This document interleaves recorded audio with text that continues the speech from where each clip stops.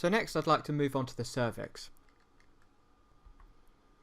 So what we're looking at here is the cervix bulging into the end of the vagina. So the portion of the cervix projecting into the vagina is known as the ectocervix, and I've outlined this in blue.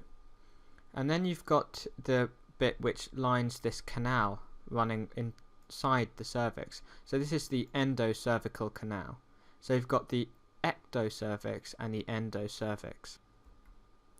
So the endocervix is lined with columnar epithelium, whereas the ectocervix, which is continuous with the vagina, is lined with squamous epithelium.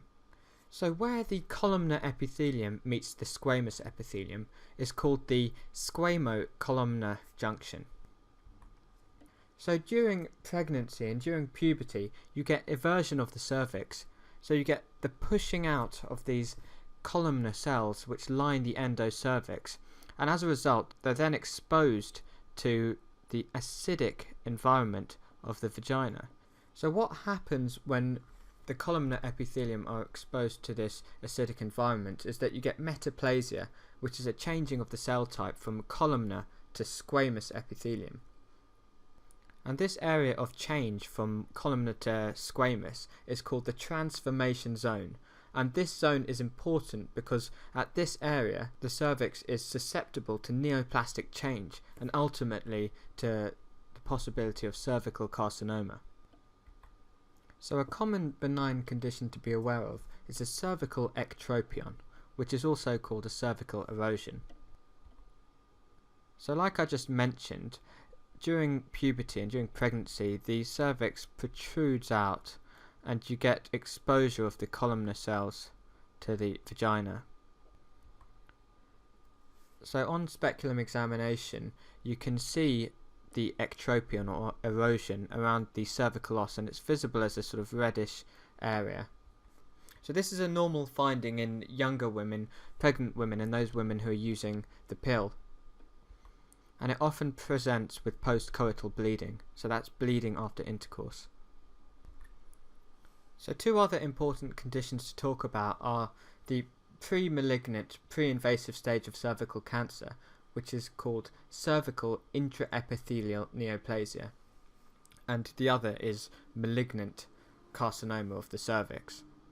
So on the left here I've drawn a very quick diagram of a layer of epithelial cells sitting upon the basement membrane. So invasive cancer is cancer that has spread through the basement membrane.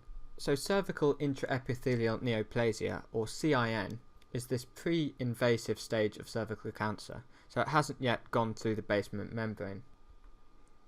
So in this pre-malignant condition you've got atypical cells, you've got dysplastic cells, and the way that it's detected is often with a smear test. So a smear test is a cytological test where cells are sampled from this transformation zone of the cervix, which is the most common origin or location for cells to go under this dysplastic change. So it's important to note that the smear is a cytological test. It detects cellular changes rather than histological changes. But the degree of dyskaryosis, which is the degree of cellular change, actually reflects the severity of the CIN, the cervical intraepithelial neoplasia. And these cellular changes are changes in the nuclear size and also changes in the rate of mitotic division. So essentially it's a histological diagnosis, but the cellular changes do correspond to what is actually seen on histology. So there are three grades of CIN. So in grade 1 you've got mild dysplasia, and this affects the lower third of the epithelium. In CIN 2 you've got moderate dysplasia, which affects the lower 2/3 of the epithelium. And in CIN 3 you've got full thickness involvement of the epithelium, so this is called carcinoma in situ.